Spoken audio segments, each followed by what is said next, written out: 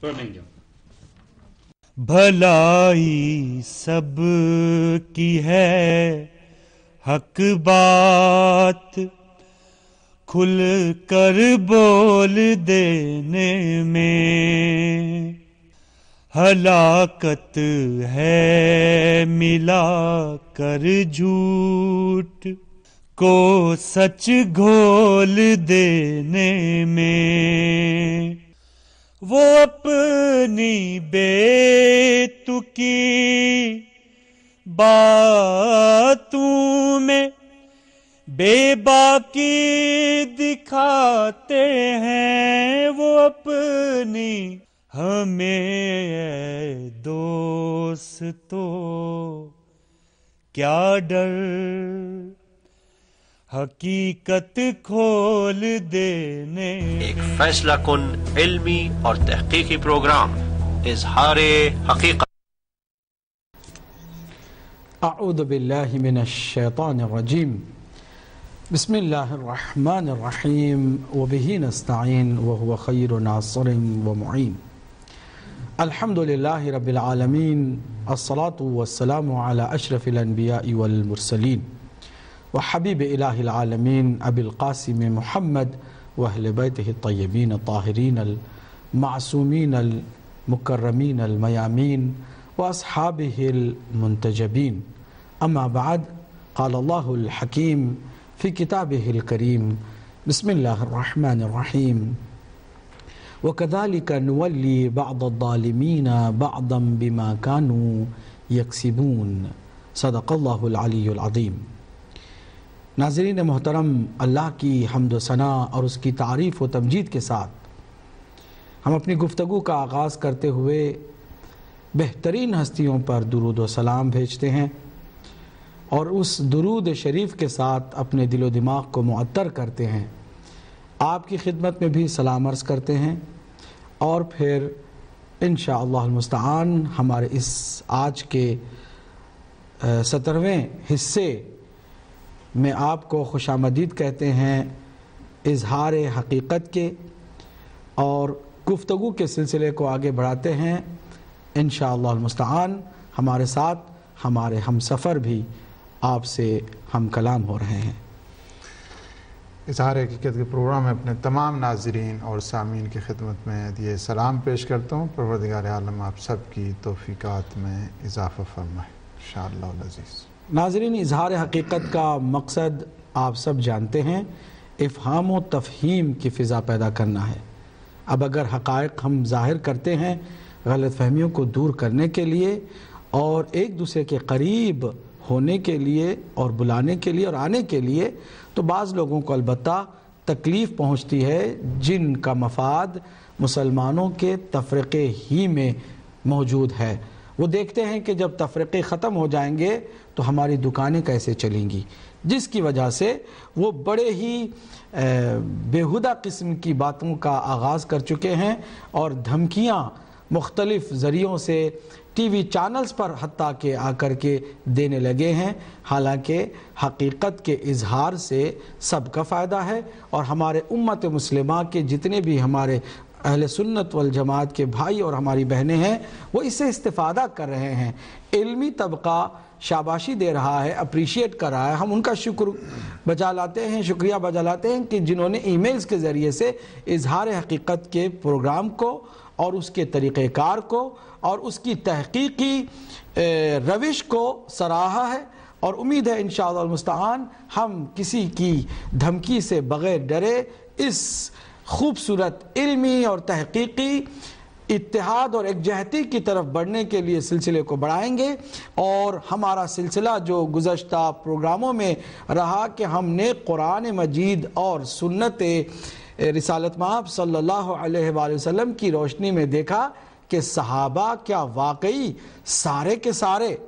جنتی، سارے کے سارے حق بجانب اور سارے کے سارے عادل ہیں کہ نہیں ہیں. ہم نے قرآن اور سنت سے دلائل کی روشنی میں یہ بات واضح کر دی کہ کسی کے لیے بھی لائف لانگ گارنٹی نہ قرآن میں موجود ہے نہ نبی مکرم نے کسی کو دی ہے، اس لیے کہ ہر دور میں ہر زمانے میں لوگوں کا مزاج تقریباً ایک جیسا ہوتا ہے، کچھ اچھے ہوتے ہیں، کچھ برے ہوتے ہیں، کچھ بہت اچھے ہوتے ہیں، کچھ بہت برے ہوتے ہیں۔ اسی طرح معاشرے جو ہے وہ دنیا میں جنم لیتے رہتے ہیں اور اس میں کوئی بھی معاشرہ کسی بھی زمانے کا مستثنا نہیں ہے۔ ہم نے آخری پروگرام میں جہاں ہم نے غار ثور کے سلسلے میں گفتگو کی اور بتایا کہ غلو سے کام لیا جاتا ہے حکمرانوں کو بچانے یا ان کو صحیح معنوں میں فضیلتوں سے نوازنے کے لیے، تو ہم نے بتا دیا کہ غلو کر کے قرآن مجید پر ظلم نہ کیا جائے اور جفا قرآن مجید کے ساتھ نہ ہو۔ اب آج ہم بتانا چاہتے ہیں کہ ہم جو مکتب اہل بیت اطہار علیہ السلام کے ماننے والے ہیں، ہمیں انصاف اور عدل کی سخت ترین تاکید ہے۔ ہم انصاف اور عدل سے کبھی بھی کسی بھی لمحہ ہٹ نہیں سکتے ہیں۔ اپنے دشمن کے ساتھ بھی انصاف کرنا اہل بیت اطہار کا شیوہ رہا ہے اور اس شیوے کو ہم کبھی ترک نہیں کر سکتے ہیں۔ چنانچہ صحابہ کرام میں افسوس کے ساتھ کہنا پڑتا ہے کہ جو عامت المسلمین ہیں، جو عام مسلمان ہمارے بھائی اور بہنیں ہیں، ان کے دماغوں میں ڈال دیا گیا کہ جہاں ہم کہتے ہیں صحابہ، ان کے ذہنوں میں صرف چند خاص نام آتے ہیں جن کا تعلق اقتدار سے ہے، حکومت سے ہے، عہدوں سے ہے، اس وقت کے جو عہدیدار تھے ان کی طرف ان کا ذہن جاتا ہے، اور جو بیچارے صحیح معنوں میں اللہ کے نبی کی نگاہوں میں محترم، جلیل القدر، مکرم صحابہ کرام تھے، ان کے نام ذہنوں میں نہیں آتے، اور ان کے ساتھ جو حکمرانوں نے سلوک کیا ان تمام مسائل سے عامت المسلمین کو بالکل اندھیرے میں رکھا، انہیں بالکل نہیں بتایا کہ ان کے ساتھ کیا کیا ہوا۔ سینکڑوں صحابہ کرام کہ جو حکومت اور حکومت والوں کے کسی جرم یا فسق یا ظلم کے خلاف اٹھے ہیں، انہیں تہ تیغ کر دیا گیا ہے، اور مظلومیت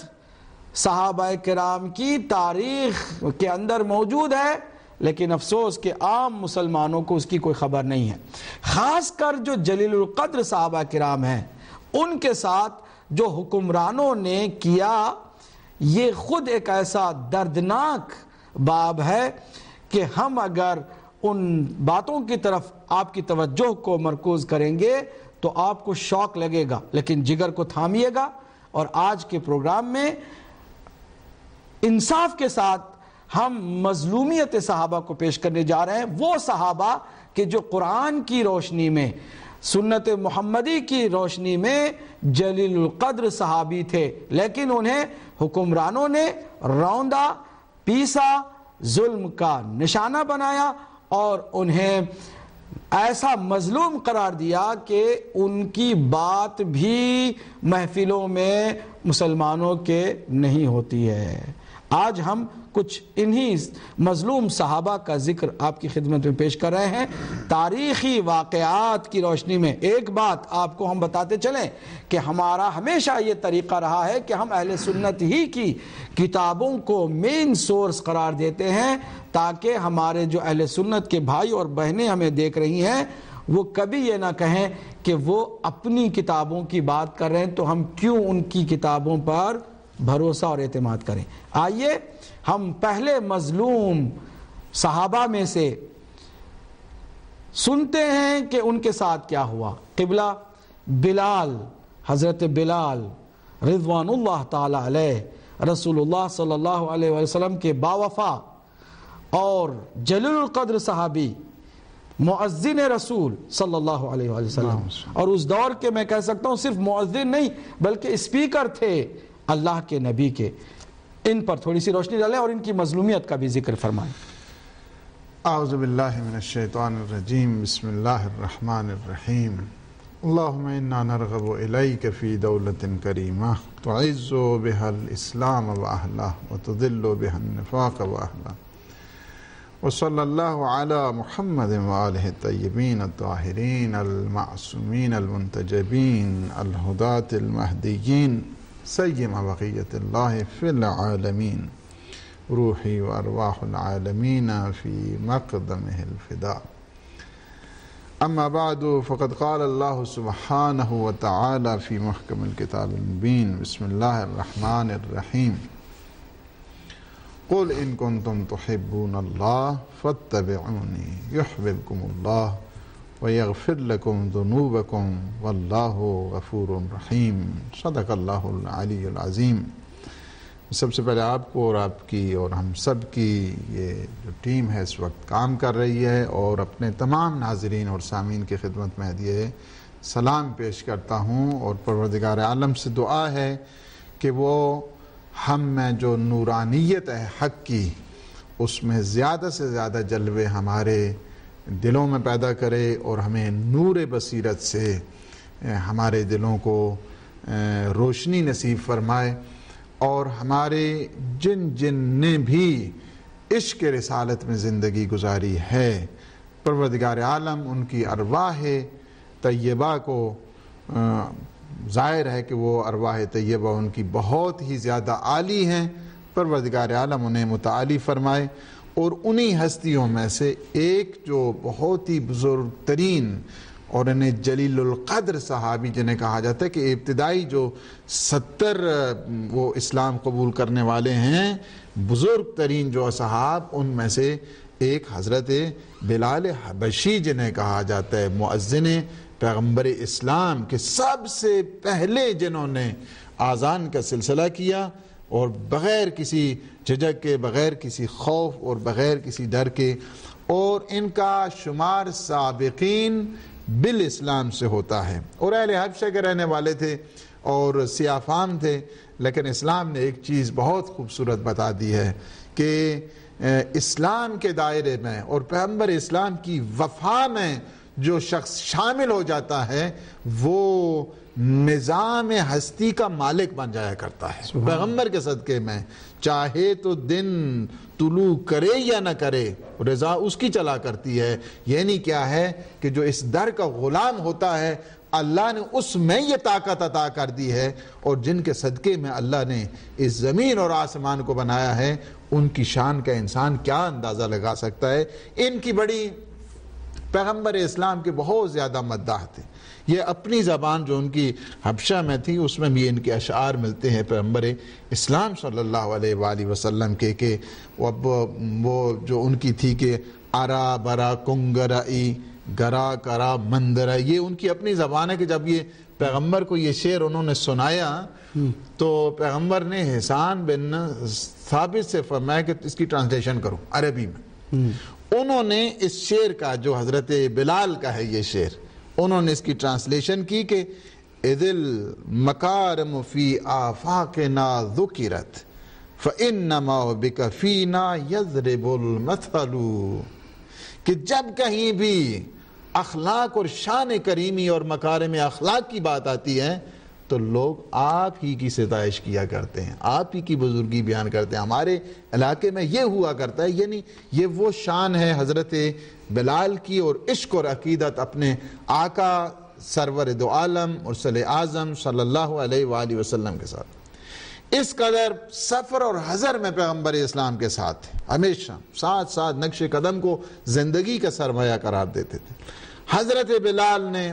بڑی دکھ سہے. ابتدا میں دیکھیں کہ انہوں نے جو مصائب، شدائد، مشکلات برداشت کی ہیں کہ جس کا انسان اندازہ نہیں، بلکہ جہاں تک ہے کہ بہت زیادہ خود یہ دیکھیں اگر سیرت النبی، اس میں بھی بہت زیادہ ان کے جو فضائل ہیں وہ بھی آپ کو جو ہے نا وہ ملتے ہیں یہاں پہ. یعنی اگر جلد نمبر 1 اور صفحہ اس کے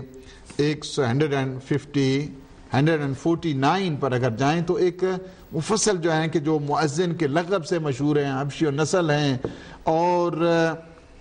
ان کی حالت یہ ہوتی تھی کہ جب وہ جلتی ہوئی جو ہے ریتی کا انہیں لٹا دیا جاتا تھا، ان کے